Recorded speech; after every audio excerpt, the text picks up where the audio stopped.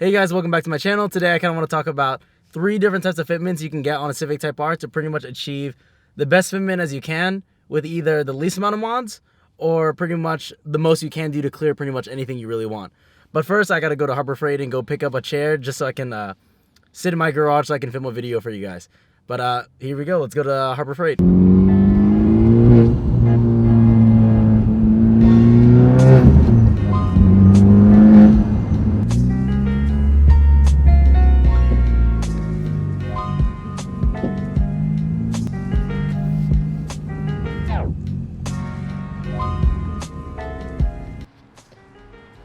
We made it to Harbor Freight.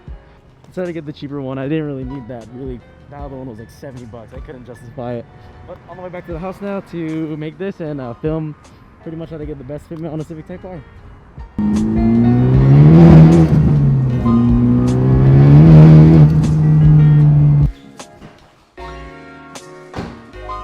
Alright, so made it back. Gonna assemble this seat right now, and I guess I'll start the video. I don't need no fucking instructions to build this bitch. Nice. Today I really want to go over pretty much the 4 different types of fitment you can have for the Honda Civic Type R. I want to go over pretty much a safe fitment to pretty much where you can do the most minimalistic amount of mods to make your car look better and handle better. And I'm going to go over a more aggressive setup where you are going to need to mod the fenders a bit, the front and rear. And then I want to go over a reverse staggered setup if you want to run an even bigger tire front. And then I'll also go over really aggressive setup, like a plus 25 offset for the car and what you need to do to be able to run those. So I've had a lot of pretty much Type Rs come into my garage, and I installed a bunch of different springs, so I've gotten to see what all these look like and pretty much all these different wheel setups. So I've kind of seen what fits and what doesn't fit if you do need to mod things. So I really want to go over all these fitments today because I always see this bunch of questions, even though they have been answered a lot. I kind of wanted to make a video to pretty much put it all to rest, I guess, so people can look this up and pretty much know what fits, what doesn't, and what you need to do to make things fit. Alright, to start off, we're going to go over pretty much the safest fitment you can do for the Honda Civic Type R with the least amount of modifications. So to start off, I want to talk about springs, on what springs you should run. So if you are looking to still clear like high driveways or stuff like that, and you want a little bit of a drop, I would recommend H&R springs because they do give you that minimalistic amount of drop while still giving you that clearance to be able to clear pretty much like high driveways or high bumps if that is an issue to you. But if you do want to close that wheel gap a lot and really make it look good and be the most cost effective for springs, I would highly recommend going Swift springs because it will help drop your car, I believe, 1.5 inches to pretty much close up almost all the wheel gap. But definitely recommend Swift springs. I've installed them on a couple different Type Rs, and honestly, the fitment on it is perfect if you're looking just to daily drive the car. For me, I was able to get over pretty much every single bump I really needed to on Swift springs. And I'll show you the Swift springs in a little bit on my friend Andrew's car. It's actually outside right now, but I'll show you that in a little bit after I talk about wheel setups because he's actually running the safer fitment that still looks pretty nice. But today, I really want to go over that now. I'm going to go over wheel specs and tire specs to pretty much clear the car so you don't have any rubbing issues and pretty much have a safer fitment if you don't want to do any modifications really. So if you don't want to do any modifications at all, I would highly recommend going 18 by 9.5 plus 45 with a 265/35. No matter what tire is a 265/35 with an 18 by 9.5 plus 45. With the Swift springs or H&Rs, you won't have any rubbing issues at all. I drove around with that exact setup for maybe 3 months and I had no issues at all, even hitting big dips and everything like that. You won't have any rubbing issues in the front or the rear of the car. So going on from that setup, you can go for a little more aggressive setup, which is the one I would recommend because you only have to do barely anything to be able to clear them. But the setup is an 18 by 9.5 plus 38. With that fitment, it helps bring out the wheel a little bit more and pretty much helps it look a lot more aggressive. So with that setup, you're still going to use the 265/35 tire, but you will have to push in a tab that's up front under the front fender to be able to clear it so you don't have that rubbing issue in the front. You shouldn't have any issue in the rear. I don't believe Andrew's had any issues with his setup, and I know a couple other people that haven't had issues with that setup. But I know you can also run a 255/40 tire if you want the sidewall to be a little bit beefier and pretty much help fill in that wheel gap a little bit more.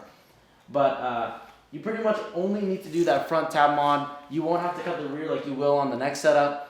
But you don't even need camera arms to actually clear that, which is something that's pretty nice if you don't want to have to spend that extra money. But I highly suggest if you do lower your car, make sure you get alignment so you don't clap out your tires. But that's pretty much the safe fitment you can do for the Honda Civic Type R with the most minimalistic amount of mods you really want to do. And if you really want to take it a step above and really make it look a little more aggressive with that exact wheel setup, you can go to a 275/35 on the plus 38 or the plus 45, but you will need to cut. You will need to cut that rear quarter panel, and I'll show you what that looks like in a second on Andrew's car because he hasn't cut his yet and we'll be cutting it pretty soon so he can clear it. But here, let me show you what the plus 38 fitment looks like, under load at least because it's on my driveway. But I'll show you what it looks like and what that front tab looks like on his car pretty much. But yeah, let me take you guys outside. Advan Apex V601s. They do look super nice on the car. Currently, it's sitting a little weird because it's on a driveway, but he has no rubbing issues at all. As you can see, the tab I was talking about is going to be located right here. All you have to do is drill it out and push it up, and then you won't have any rubbing issues in the rear. But definitely recommend this setup if you want the more aggressive look without minimalistic amount of mods, which literally is just drilling and pushing that tab in. But honestly, the fitment can look really good. And for an uncut fender in the rear, before modding it, you can kind of see pretty much that rear lip that I'm talking about that you have to cut. But if you don't want, what I was gonna say? Oh, with the plus 38 offset with the 265/35, you won't need to cut it at all.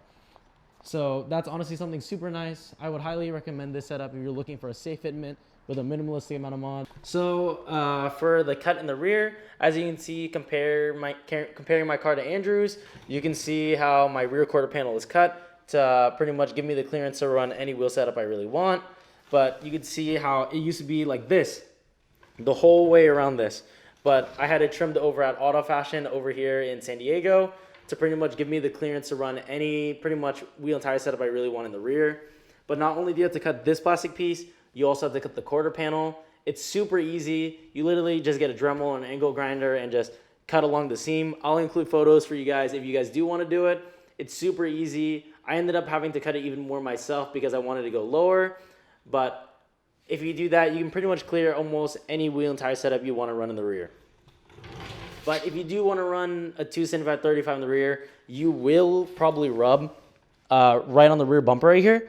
But over time, it just went away. So if you do want to run that 275/35, you can in the rear. I wouldn't really recommend it though, because my rear camber was like 4 point something with a 275/35 in the rear, and the 18x9 plus 35. But that's a 200 tread wear, so they do run a little bit bigger. But that is the modification you are gonna have to do for this fitment and the next fitments I'm about to show you. All right, so I want to talk about my current wheel setup, which is a reverse staggered setup. So the setup would be really good if you were really into like pretty much you want that really, really meaty setup, or you want more grip because you're running more power, or you want to pretty much like have the car handle differently because it does handle a bit different having more grip up front than the rear.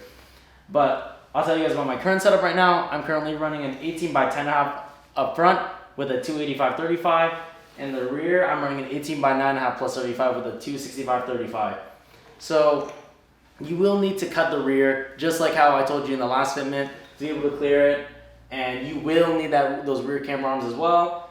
And for the front is where it changes a little bit more because I'm on currently coilovers, but it can be definitely achieved on springs to get this fitment.